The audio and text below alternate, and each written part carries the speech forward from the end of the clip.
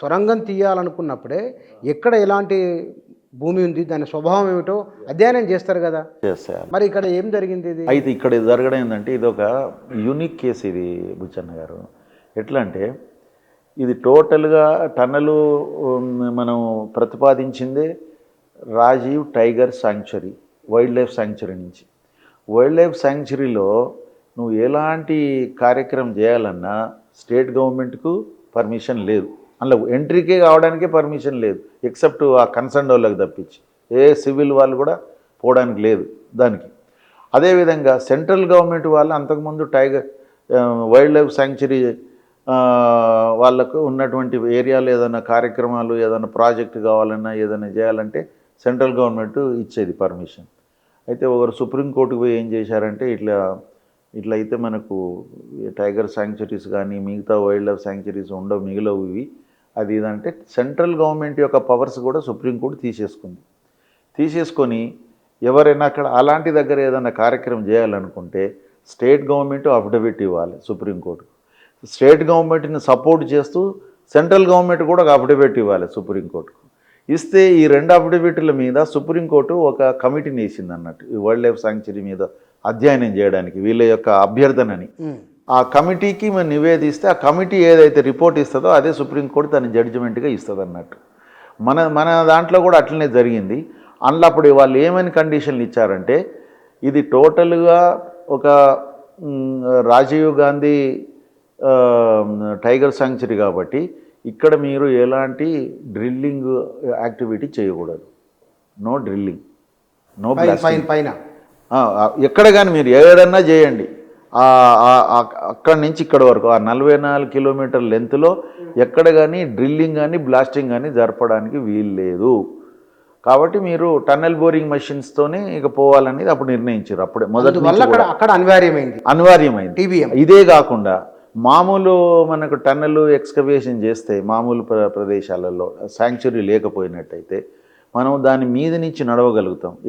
ఎక్కడైతే టన్నెల్ చేయగలుగుతున్నామో దాని మీద నడిచేసి మనం ఒక 3-4 కిలోమీటర్లకు ఒక ఆడిట్ టన్నెల్ కూడా పెట్టుకుంటాం అన్నట్టు. ఇప్పుడు ఫేసులు మనకిప్పుడు 44 కిలోమీటర్లల్లో ఎన్ని ఫేసుల నుంచి డ్రిల్లింగ్ చేయగలుగుతున్నాం మనం? ఇప్పుడు ఓన్లీ ఎంట్రీ అండ్ ఎగ్జిట్ రెండే కదా. అట్లా కాకుండా ఇదే 44 కిలోమీటర్లు మన ఆర్డినరీ అలైన్మెంట్ ఉన్నదనుకోండి, టైగర్ శాంక్చురీ లేకుంటే ఒక 4 కిలోమీటర్లకు దగ్గర ఆడిట్ పెట్టుకుంటాం అన్నట్టు. ఆ నుంచి కూడా ఆడిట్ టన్నెల్ అంటారు, అంటే అందులోకి ఎంట్రీ కావడానికి, మెయిన్ టన్నెల్కి ఎంట్రీ కావడానికి పక్క నుంచి. అట్లా దానికి తోడుగా ఇంకా ఏమైనా కావాలంటే షాఫ్ట్స్ కూడా పెట్టుకోవచ్చు మీది నుంచి డ్రిల్ చేసి షాఫ్ట్లు. ఇప్పుడు మన అది కూడా షాఫ్ట్లతో కూడా ఇక్కడ మన ఇది ప్రాణహిత చేవెళ్ళే ప్రాజెక్టు ఒరిజినల్గా దాంట్లో మన ఇది వికారాబాద్ ఆ ప్రాంతంలో చేవెళ్ళే ఆ ప్రాంతంలో జరిగిన పనులలో షాఫ్ట్లు పెట్టి చేసిరు వాళ్ళు అసలు టన్నల్ని. కాబట్టి ఇక్కడ కూడా అలాంటిది పెట్టుకోవడానికి వీలు లేదు, షాఫ్ట్లు పెట్టుకోవడానికి వీలు లేదు, ఆడిట్ పెట్టడానికి వీలు లేదు, ఈవెన్ సర్వే చేయాలంటే కూడా నువ్వు అందులోకి ఎంటర్ కావడానికి లేదు. అయ్యో, మరి ఏమీ అధ్యయనం చేయకుండా అట్లా మరి ఆడ పనిచేసే వాళ్ళ ప్రాణాలు గాలికి వదిలినట్లే కదా. అంటే దీన్ని బట్టి ఏంటంటే మీరు ఏరియల్ సర్వే చేసుకోవచ్చు, దీన్ని మీద నుంచి తీసుకోవచ్చు. ఏరియల్ సర్వే చేసినా కూడా 5 డెసిబుల్ వాల్యూస్ కంటే సౌండ్ ఎక్కువ ఉండకూడదు. నువ్వు ఏదో కింది నుంచి చేద్దామని చూసినావు అనుకో, ఆ శబ్దం ఏదైతే ఉన్నదో అక్కడ 5 డెసిబుల్స్ వాల్యూ కంటే ఎక్కువ ఉండకూడదు. 5 డెసిబుల్స్ కంటే ఎక్కువ ఉంటే అక్కడ క్రిమి కీటకాలు కొన్ని తరహా వాటికి మీటింగ్ జరపలేవట, అవి మీటింగ్ అండ్ మేటింగ్. కాబట్టి ఆ జాతి నాశనం అయిపోతుంది. కాబట్టి అలాంటి మన కండిషన్లతోని మనకు ఇచ్చారు. ఇంకొక 50 కోట్లు అక్కడ ఉన్నటువంటి గిరిజనులకు వాళ్ళని మనము అక్కడి నుంచి వాళ్ళని తీస్తలేము, ఏం చేస్తలేము. కానీ చెంచులు ఉన్నారు కదా, చెంచులో కూడా 50 కోట్లు నేనే డీడీ తీసి ఇచ్చొచ్చిన సెంట్రల్ గవర్నమెంట్లో ఆ ఫారెస్ట్ దాంట్లో. పెంటలు మునిగిపోతున్నాయి అక్కడ, ఏం లేవు, వాళ్ళ ఏరియాలో పని జరుగుతుంది. కాబట్టి సెంట్రల్ ఆ ఫారెస్ట్ వాళ్ళు ఇండియా లెవెల్లో ఈ విధంగా వసూలు చేస్తారు పైసలు వాళ్ళు. అక్కడ ఏదైనా ఉన్నట్టయితే అక్కడ ఉన్నటువంటి వాళ్ళకు రిహాబిలిటేషన్ నిమిత్తం యాక్చువల్గా వాళ్ళకు బయట నాన్ ఫారెస్ట్ ఏరియాలో ల్యాండ్స్ తీసుకొని వాళ్ళని షిఫ్ట్ చేయాలి అక్కడ. కానీ ఏం చేయలేదు, వాళ్ళకి ఇచ్చొచ్చినాం 55 కోట్లు.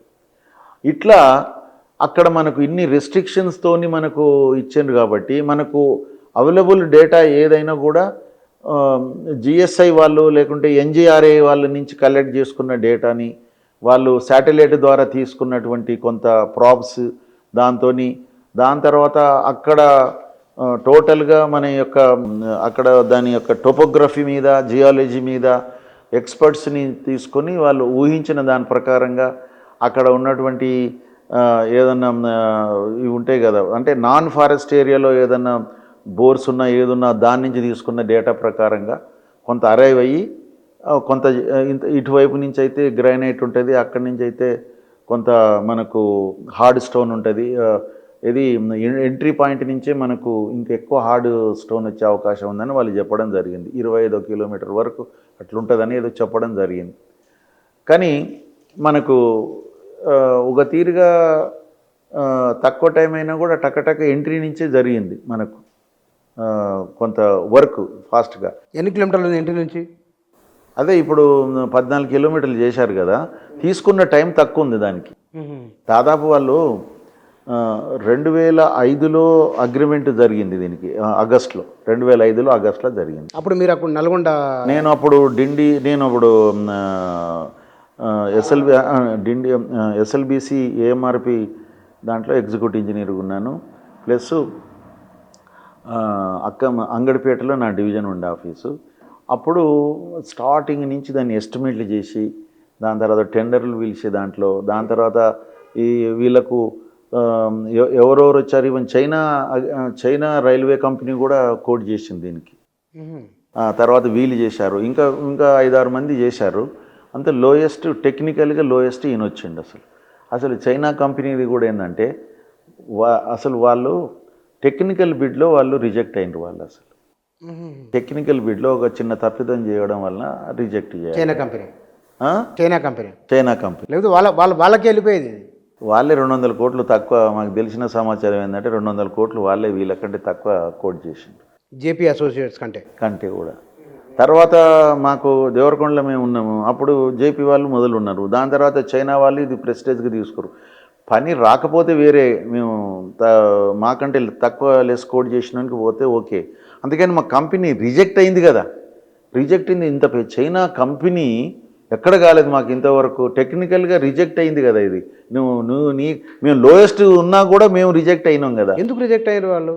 అదే ఒక చిన్న తప్పిదం చేశారు. ఒక డీడీని ఎవరి పేరు మీద తీసుకోవాలో వారి పేరు మీద తీసుకోకుండా పర్సనల్గా తీసుకున్నారు అన్నట్టు. దాంతో వాళ్ళు రిజెక్ట్ చేయబడ్డారు.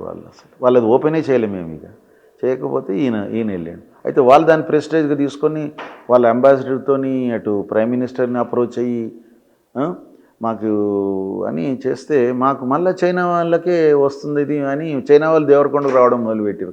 వాళ్ళకు చూపించిన అలైన్మెంటు మన్ను మశానం అయిన.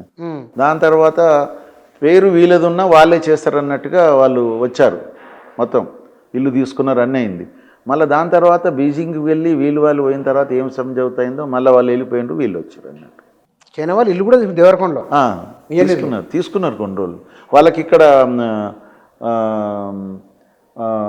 పార్ట్నర్ ఎవరంటే ఇప్పుడు గ్రాండ్ కాకతీయ ఉంది కదా, ఆ గ్రాండ్ కాకతీయ వాళ్ళ శ్రీనివాసరెడ్డి కొడుకు ఉండే అనమాట. అందులో వాళ్ళే మేము అక్కడనే కలుస్తుంటే వాళ్ళు వచ్చి మాకు కొంచెం ఇన్ఫర్మేషన్ ఇవ్వండి సార్ అది ఇది అని అంటే, రండి సార్ అంటే పోయి కలిసి వస్తుంటే నేను బీడీ కుమార్ ఏసీ గారికి ఇట్లా పోయి కలిసి వస్తుంటాం వాళ్ళని. కానీ వాళ్ళకు మేము కూడా సైట్లకు వెళ్ళి చూపించడం ఎన్నో అందరికీ, చైనా వాళ్ళకు బోట్లలో తీసుకుపోయి దాని అలైన్మెంట్ ఇక్కడ అది ఇది అని మాకు చూపించగలిగి అడిగి చూపించడం. ఏ కంపెనీ వస్తే ఆ కంపెనీ ఎవరైతే కోడ్ చేసిండ్రో వాళ్ళందరికీ చూపించినాం. ఇక్కడ వచ్చిండు. అయితే ఇతను ఈ విధంగా కొలాప్స్ కావడం అయితే దురదృష్టకరము. కానీ ఒకవేళ చైనా కంపెనీ కనుక రియల్గా ఉన్నట్టయితే మనకు అసలు వాళ్ళు ఎప్పుడో చేసేదారు. వాళ్ళకి ఎలాంటి ఫైనాన్షియల్ ప్రాబ్లం ఉండదు, వర్క్ ఫోర్స్ ప్రాబ్లం ఉండదు.